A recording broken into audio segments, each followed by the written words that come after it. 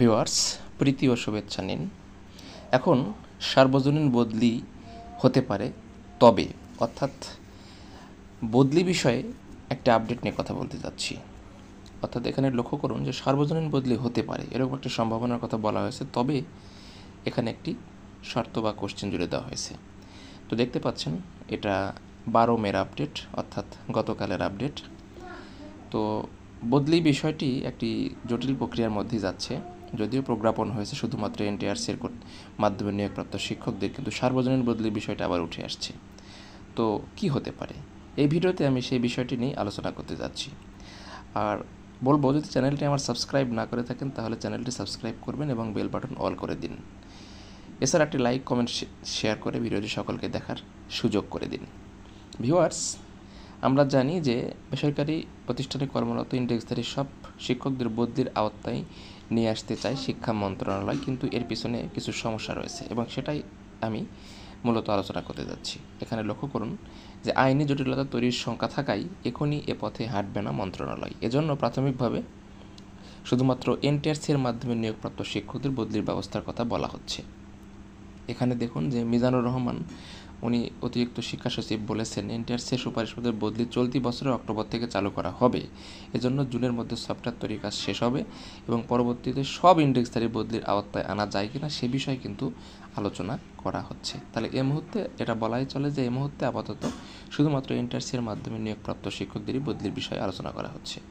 শিক্ষা মন্ত্রণালয়ের কর্মকর্তা বলেছেন, সুপারিশের বাইরে যারা নিয়োগ পেয়েছেন তাদের অধিকাংশ নিজ জেলা বা পাশের জেলায় চাকরি করছেন। বিজ্ঞপ্তি দেখে নিজের পছন্দ অনুযায়ী আবেদন করে কমিটির মাধ্যমে নিয়োগ পেয়েছেন। কমিটির মাধ্যমে নিয়োগপ্রাপ্তদের বদলির আওতায় আনা হলে আইনি জটিলতা তৈরি হতে পারে, সেজন্য আপাতত তাদের বদলির বাইরে রাখা হচ্ছে। অর্থাৎ কমিটির মাধ্যমে নিয়োগপ্রাপ্তদের বদলি প্রক্রিয়া সত্যিই আইনি মাধ্যমে গেলে জটিল প্রক্রিয়া ধারণ করবে। কেননা এখানে সকলের আবার যে প্রক্রিয়ায় সফটওয়্যারের মাধ্যমে বদলি হবে, এদের এই তথ্য তো আর এনটিআরসির কাছে নেই। এই তথ্য সংগ্রহ করা নিয়ে অনেক দীর্ঘ সময়ের ব্যাপার। আর এই জন্যই মূলত আপাতত যারা এনটিআরসির মাধ্যমে মেধা তালিকায় অনুযায়ী নিয়োগ পেয়েছেন তাদের সফটওয়্যারের মাধ্যমে স্বয়ংক্রিয়ভাবে বদলির ব্যবস্থা করা হচ্ছে। কিন্তু এই বদলির ব্যবস্থা হবার পরে এনটিআরসি ছাড়াও যারা কমিটির মাধ্যমে নিয়োগ পেয়েছেন তাদেরও কিভাবে বদলি করা যায় সে ব্যবস্থাও কিন্তু শিক্ষা মন্ত্রণালয় করবে, এরকমটাই জানিয়েছেন। তো আমরা জানি যে এনটিআরসির মাধ্যমে অনেক দূর দূরান্তে চাকরি করছেন, এনাদের অনেক কষ্ট। এনাদের কথা বিবেচনা করেই, এসব শিক্ষকদের কথা বিবেচনা করে এনটিআরসি আপাতত শুধুমাত্র এনটিআরসি সুপারিশপ্রাপ্ত শিক্ষকদের বদলি কার্যক্রম শুরুর পর ইন্ডেক্সধারী এবং সব শিক্ষককে বদলির আওতায় আনার বিষয়ে সংশ্লিষ্টদের সঙ্গে আলোচনা করবে এবং আলোচনায় কী সিদ্ধান্ত হবে সেটি আগাম বলা সম্ভব নয়, তবে মামলা সহ অন্যান্য জটিলতা এড়িয়ে তাদের বদলি সুযোগ দেওয়া সম্ভব হলে আমরা সেটি করব। অর্থাৎ আমাদের মধ্যেও তো অনেক সমস্যা আছে।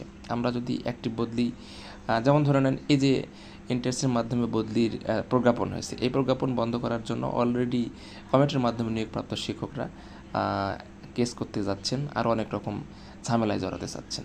এখন তারা যদি কেস করে, দেখা গেল এই কমিটির মাধ্যমে শিক্ষকদের বদলিও বন্ধ হয়ে গেল। তো আসলে আমাদের ধৈর্যশীল হতে হবে। বিশেষ করে যারা কমিটির মাধ্যমে নিয়োগ পেয়েছেন তাদের উচিত একটু ধৈর্য ধরা।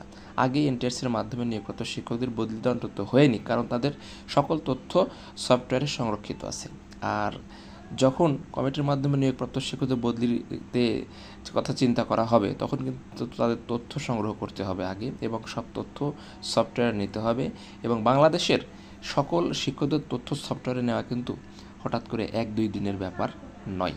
সো বিষয়টা সবাইকে বুঝতে হবে, কারণ আমরা সবাই শিক্ষিত, আমরা শিক্ষক। আমরা যদি না বুঝে অযথা কেস করি বা বদলি প্রক্রিয়াকে বাধাগ্রস্ত করার চেষ্টা করি তাহলে কিন্তু বিষয়টি অত্যন্ত ঝামেলার দিকে চলে যাবে এবং বদলি প্রক্রিয়া সম্পূর্ণ বন্ধ হয়ে যাবে। তো ভিউয়ার্স, আশা করি বুঝতে পেরেছেন।